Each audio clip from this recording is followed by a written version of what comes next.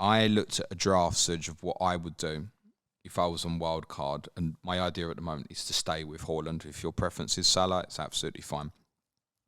But in terms of changes, I mentioned about front players. So from my front 8, what I've got at the moment, Surge, I'd change 1.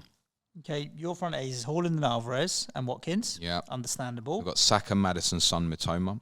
Saka, Maddison, Son, Mitoma. So Yeah. the only one that I don't have there is Son. And the one that would come in new for me would be Jared Bowen And for Doku. Saka, Son, Yeah, Maddison. it would be a rotating 8. Yeah. That's the way I'd want to do it. And I think people are finding that at the moment, that if you are cutting, then you might even have a little bit spare. I think we looked at that quite a bit in pre-season, didn't we? It was like, I can get to Trent, but it makes everything else Saka, shit. Saka, Son, Maddison, Mitoma, Bowen. Saka, Maddison, Son, Mitoma, Bowen. Okay. Haaland, Why Mitoma with his Alvarez, difficult run? You're Watkins. just keeping him there ready for the Fulham game? Well, I'd look at it this week and I think, I could bench Mitoma against Liverpool or Alvarez at Arsenal. And then game week 9, bench Mitoma at Manchester City. And then game week 10, arguably bench Alvarez again away to Manchester United. Okay.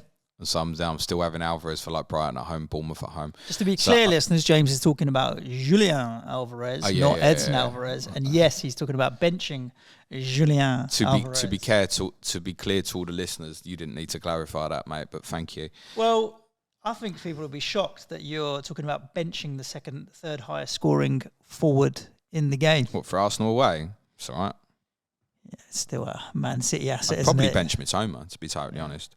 Game week 10, by the way, instead of Alvarez at United, could be like a Maddison at Crystal Palace. He might even be at that stage that I look to make a movement. I'm still not, and I've spoken about this for weeks, Serge, I'm still not sure if I want my enabler in midfield or forward. I'm still not sure. That's another reason for me not to do it at the moment. I've got Doku sitting in there doing nothing for me. Absolutely nothing. And if I can manipulate to have like a Jared Bowen instead, ready, this is part of the point, considering being ready for 10, having Saka, Bowen, Mitoma already in place for 10, I don't need to do anything. If I suddenly walk into a problem, one of these lot gets injured, then there's the downgrade. Defensively, I would make some changes. I would go Areola and Turner, as I said. I'd go Porro over Udogie. Matty Cash would come in for me. Estupinan I'd keep. I'd probably go Dan Burn at the moment. And I'd arguably go Mark Gay of Crystal Palace just for a little bit, and then with a view of moving something back towards an Arsenal, probably after Arsenal play Newcastle in game week 11. And that for me is, they're kind of going like Porro and Cash and stuff. Yeah, sure, I want these players, but they're kind of luxuries. Like I'd be going Porro instead of Udogie, for example. There's no way for me with what I've got. If I've got 8 attackers, I'm only going to change 1. Yep. I'm not wildcarding, am I? It's clearly it's not right for me.